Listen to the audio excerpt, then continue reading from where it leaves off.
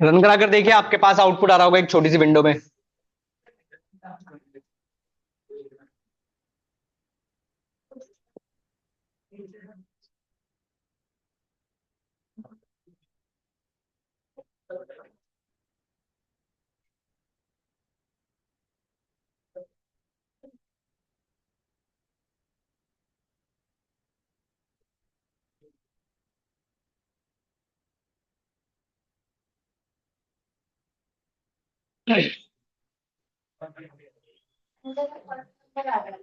Enter first number, उसमें number enter करो। ऐसा कुछ आ रहा होगा आप लोगों के पास जब आपने इसको लिखा होगा।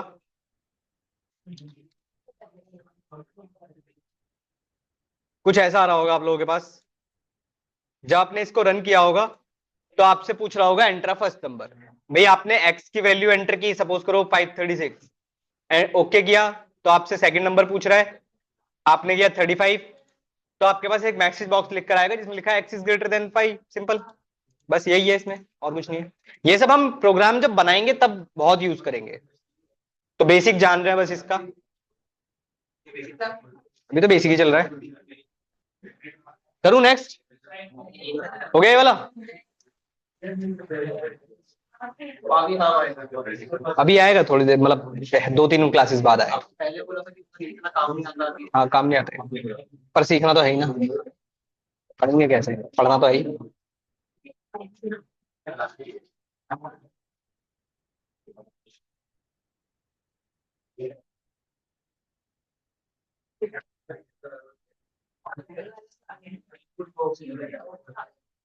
हो गया, चलूं आगे? आइए नेक्स्ट समझिए।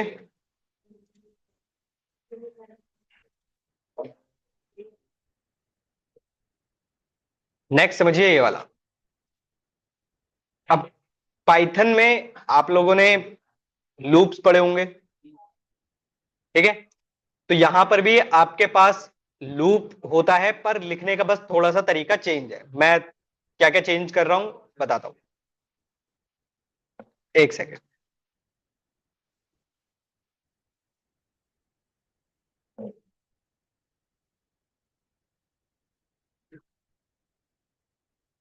देखो,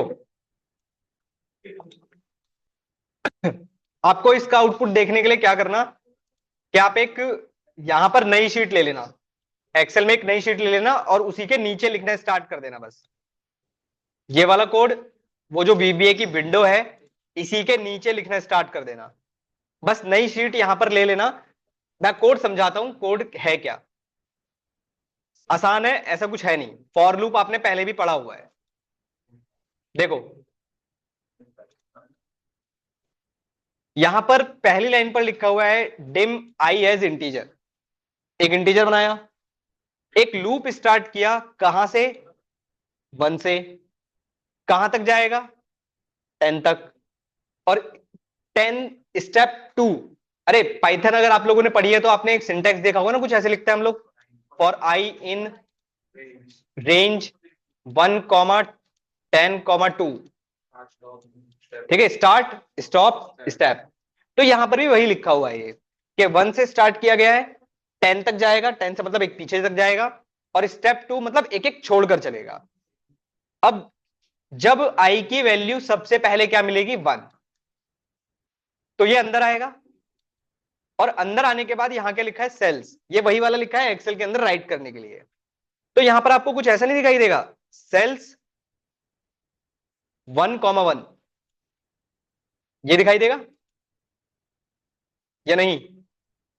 आई की वैल्यू 1 आएगी, तो यहां पर आपको आई लिखा है, तो इसका मतलब है यहां पर आपको 1,1 ही दिखाई देगा।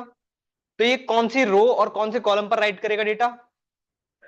पहली रो, पहले कॉलम पे।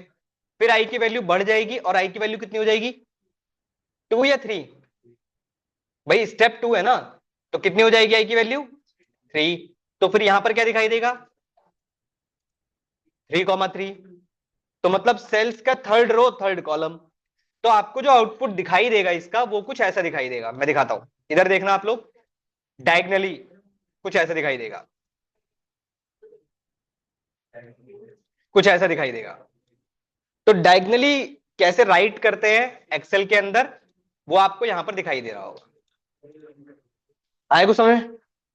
लिख कर देख लो, फिर आज के लिए बहुत है यार। अच्छा हाँ, एक और चीज, इसमें नेक्स्ट इंक्रीमेंट करने के लिए ये नेक्स्ट लिखना पड़ता है। अगर आप ये नहीं लिखेंगे तो एरर है फॉर लूप के लिए। तो ये फॉर लूप के लिए नेक्स्ट वैल्यू पर जाने के लिए लिखा जाता है, कंपलसरी है। लिख कर देख लो, चला कर देख लो, आज के लिए बहुत है, फिर इतना धीरे धीरे चलाएंगे इसे।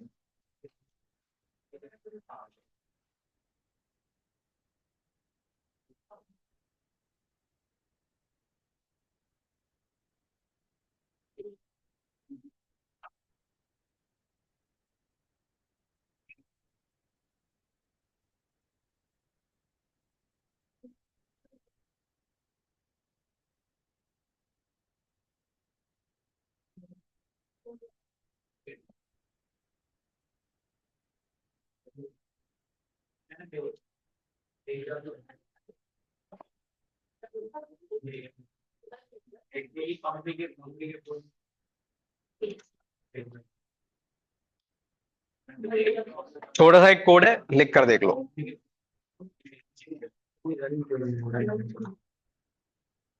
कौन सा वाला?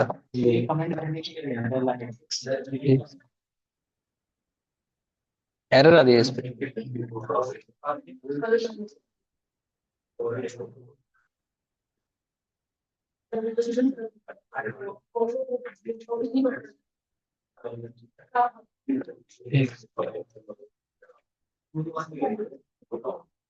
सब है ये, सब होता है, एंड सब नहीं, सब होता है।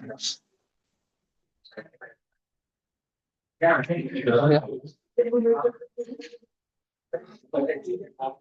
पर नंबर एंटर किया आपने।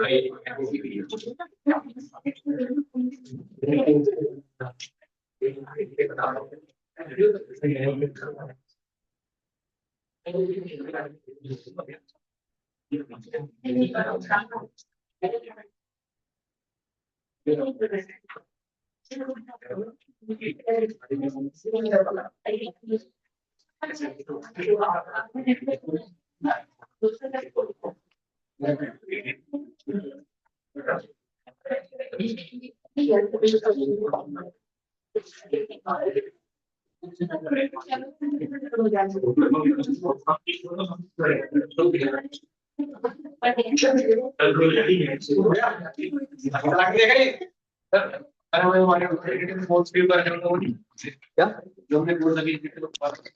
ऊपर की लिखे होंगे आपके पास, यहीं तो आ रहे होंगे। सेव करी होगी फाइल तो होंगे, ऐसे नहीं करते। चलिए, हो गया। इसको सेव करना और सीख लो। देखो ध्यान रखिएगा, एक्सेल का जो एक्सटेंशन होता है वो आपको पता है डॉट एक्सएलएक्स होता है, बट इसका एक्सटेंशन डॉट XLSM होता है। तो इसको सेव कैसे करोगे? जब आपने विंडोज चला रखा होगा VBA का, फाइल पर जाओगे, सेव बुक, और यहां से आपको इसका टाइप चेंज करना पड़ेगा। यहां पर आपको मिलेगा एक्सेल मैक्रो इनेबल्ड वर्कबुक। ठीक है, ध्यान रखिएगा, इसका एक्सटेंशन होता है डॉट XLSM, मैक्रोज बोलते हैं इनको, क्योंकि इसमें आप कोड लिख रहे हो। ठीक है, मैं इसका नाम चेंज कर देता हूं, तब ये आपके कोड सेव होंगे, अदरवाइज सेव नहीं होंगे। ठीक है, इस चीज का ध्यान रखना।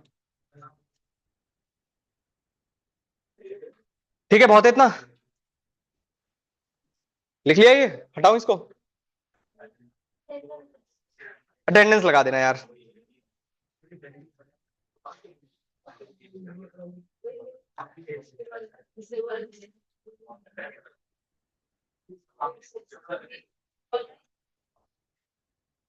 अटेंडेंस लगा दीजिएगा।